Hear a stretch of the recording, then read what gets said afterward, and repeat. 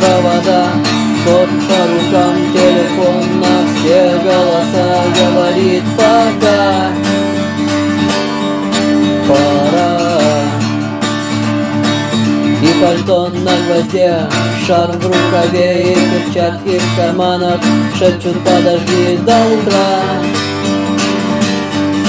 До утра.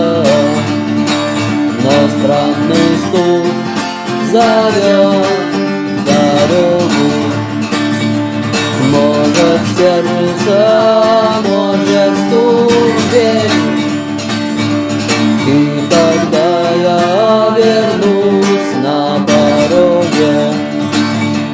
Я скажу одно лишь слово «дверь».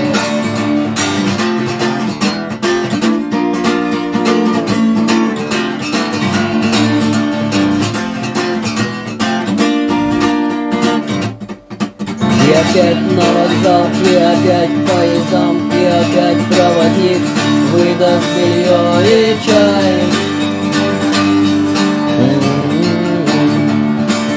И опять не усну, и опять сквозь грохот колес мне послышится слово: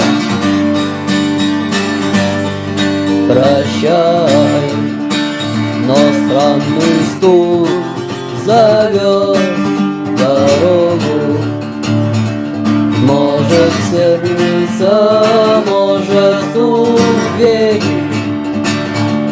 И тогда я вернусь на пороге. Я скажу одно лишь слово «дверь».